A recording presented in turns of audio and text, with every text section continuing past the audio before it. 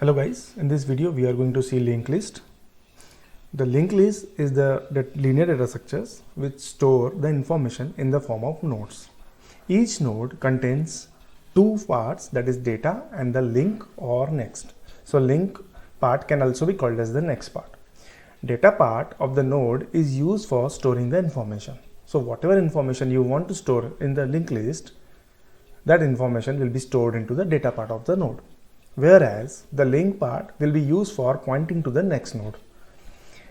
Now, as you are storing the address of next node in the link part, therefore the link part is nothing but the pointer. So link part or the next part is pointer only. Okay. Now you can see the linked list as a chain-like structure where first node is pointing to the second node is pointing to the third node, so on and so forth. Now we will see the schematic diagram of the linked list. Let us suppose we want to store three elements in linked list. Those are 25, 12 and 38. Now we will need three nodes for storing these three elements. Okay, so the first node will contain 25 in its data part.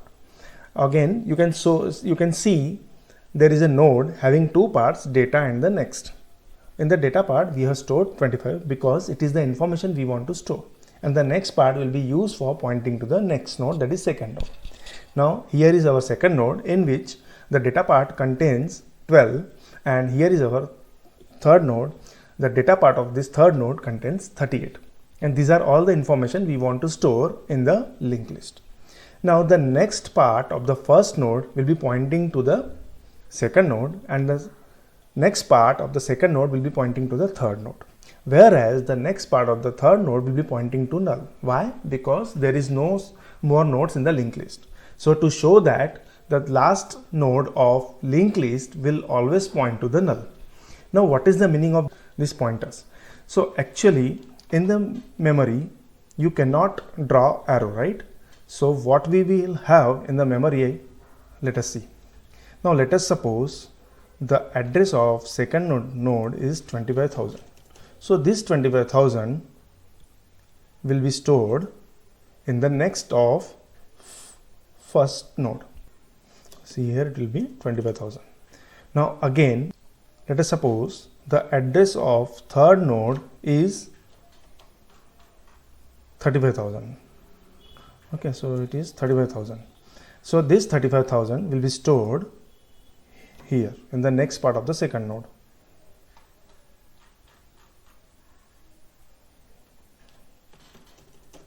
So this is what happens in the actual memory location. Now again, in the singly linked list, you will always find a pointer which will point to the first node of the linked list, and that is called as head. So head always stores the address of first node. Okay, let us see with the example. Let us suppose the address of the first node is 40,000. Okay, so this 40,000 will be stored in the head. So in this way, head will be used for pointing to the first node of the linked list. So the linked list which is shown in this diagram is called a singly linked list. We have another two variants of this linked list, that is doubly linked list and the circular linked list. So this linked list we will see in the subsequent videos. Next we will see what is the advantage of the linked list over the arrays. The first advantage of linked list is nothing but that the linked list is a dynamic data structures. Now what is the meaning of dynamic? The nodes in linked list are created at runtime. So the number of nodes will be equal to the number of elements you want to insert. Now what is the problem with the array? Array is a static data structure. What is the meaning of static data structure? Means the size of array is predefined. So at the compile time only you have to tell compiler how many elements would be there in the array. So let us suppose if I want to declare an array, then I have to give the size of the array, that is the maximum number of elements that can be stored in that particular array. So array 1000. Okay, so I'm having an array with the name array itself, and the size of that array is nothing but 1000 elements. Now you can store only 1000 elements in that array. Now suppose I am running this program and I am storing 996 elements. So that is okay. Why? Because the size of the array is 1000 element and I can store 996 elements. But suppose if I want to store 1500 elements, in that case you need to go back to the program and you need to change the size of the array once again, so that 1500 elements can be accommodated in this array. Now that is not the case with linked list. Why? Because the number of nodes will be equal to number of elements you want to insert, and the nodes are created at runtime. So suppose when you are running the program and you want to store 996 elements, then you will create 996 nodes. Whereas if you want to store 1500 elements, then you will create 1500 nodes. So that is the advantage of linked list, that linked list is a dynamic data structures. There is, due to this advantage, there is another advantage of the linked list, that linked list can manage memory efficiently. So let us see how. Now let us suppose I will go back to the same example with the array of size 1000. Okay, so let me write int array 1000. So now let us suppose I will run this program with the array having size 1000, and I will store only 4 elements in that array. So 996 blocks of array will be wasted. Whereas in that case of linked list, this wastage would not be there. Why? Because the nodes are created runtime and the number of nodes will be equal to the number of elements you want to store. So let it be 4 elements. If you want to store 4 elements, then 4 nodes will be created. There is no questions of memory wastage over there. The third advantage of the linked list is insertion and deletion operations are quite easier in the linked list. To understand this advantage of the linked list, let us first see how these operations are performed in array. Okay, so let me draw one array over here. So you can see array with 6 elements. 2 is the first element, 15 is the second element, so on and so forth. Now suppose in this array I want to add or insert 25 between 15 and 39 over here. Now there is no space between 15 and 39. For storing 29 in this array, you need to shift these elements towards right. So the elements which are after 15, you need to shift all these elements towards right once, so that we can create the space for 25 over there. So after adding 25 or inserting 25 in this array, our array will become like this. So this is our new array after inserting 25 in the array. Okay, so for inserting 25 between 15 and 39, all the elements after 15 we need to shift towards right once. Now let us suppose here in this example only 4 elements are there, and that's why shifting 4 elements is easy. But suppose there are millions elements after 15, then you will need to shift millions elements towards right, and that is very time consuming process. So that is the problem with the array while inserting new elements between 2 elements. Okay, now let us suppose if I want to delete this 15 from this array. So again, for deleting this 15 from the array, you need to shift all the elements after 15 towards left once.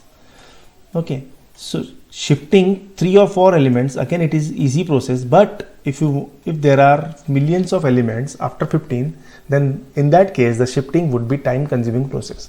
So that is the problem with the array when you are inserting and deleting from array. So now let us see how these operations are performed in linked list. Let us suppose there are 6 elements in the linked list. So this is our linked list with 6 elements. Now let us suppose I want to insert 25 between 15 and 39 over here. Okay, so I want to insert 25 between 15 and 39. Now in the linked list, when I need to insert 25 between 15 and 39, I need to create the new node for 25. So this new node will be created for 25, And what I will do, I will just make this node to point this 39 node, and I will update this pointer so that it will point to this newly created node, and in this way 25 will be inserted between 15 and 39. Now let us suppose I want to delete this 40 from the linked list.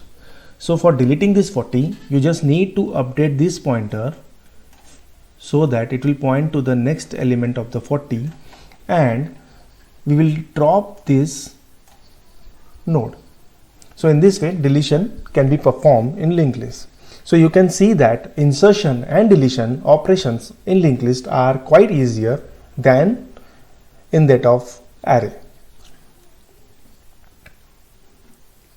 And the last advantage of linked list is nothing but linked list can be used for implementing linear data structures like stack and queues easily. Alright, now we will see disadvantages of the linked list. The first disadvantage of the linked list is nothing but linked list requires more memory to store the elements than an array. Let us understand why. We have the linked list with 3 elements here, 25, 12 and 38.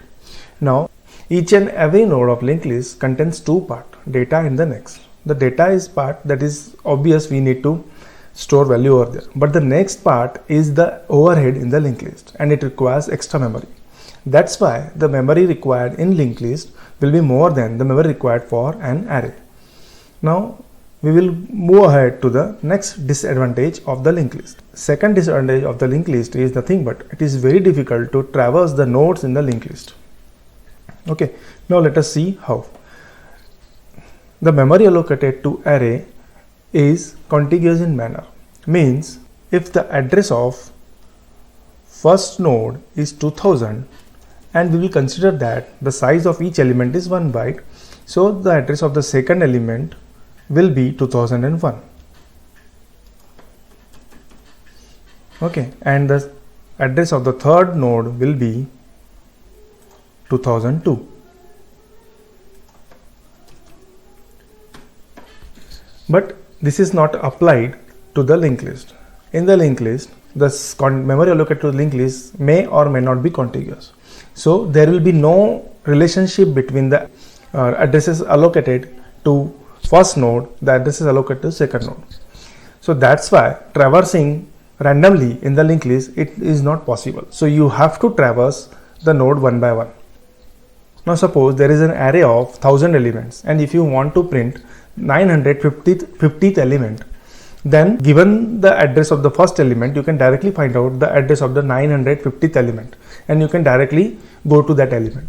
But in case of linked list, if there are 1000 elements and you want to go to the same 950th element, then given the address of the first element, you won't be able to find out the address of 950th element because there is no relationship between the addresses of memory allocated to the linked list. So that's why you have to traverse from one node to the 950th node in linked list. So that's why traversing randomly in the linked list is not possible, and that's why the traversing the linked list is very difficult. The third disadvantage of linked list is reverse traversing in linked list is very difficult. Let us see how.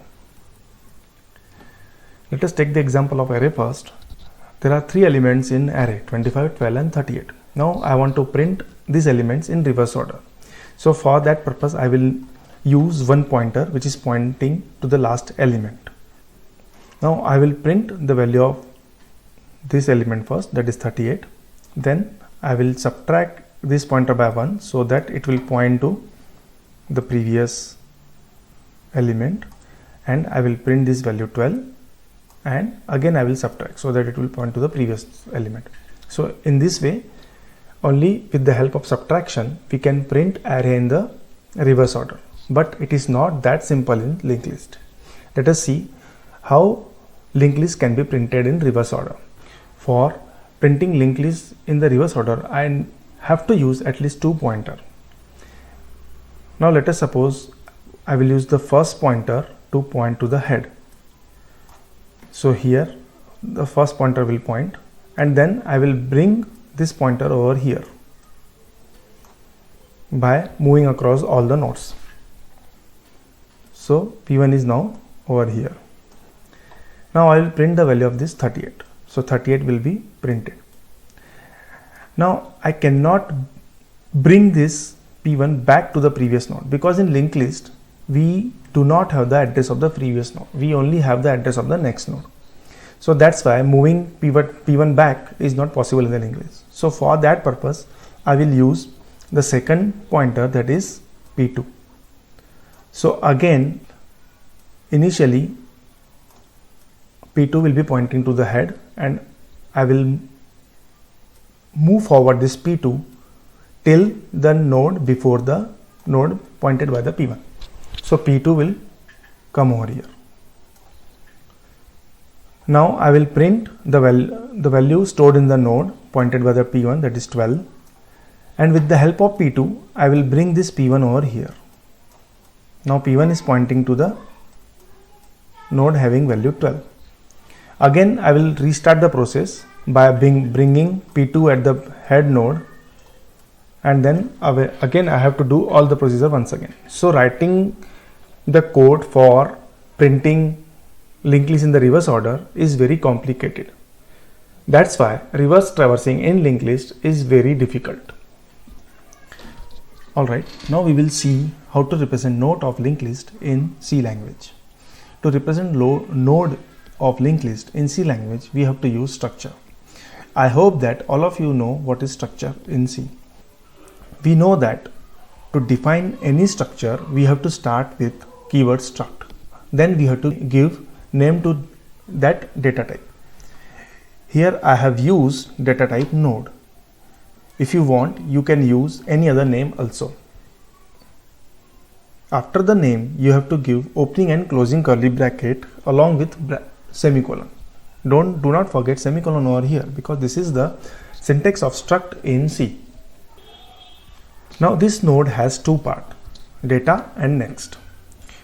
Let us suppose this data is of type integer. That's why I have to write int data semicolon. This int data represent this part of node. To represent this next part, we have to write struct node star next. Now why we have written struct node star over here?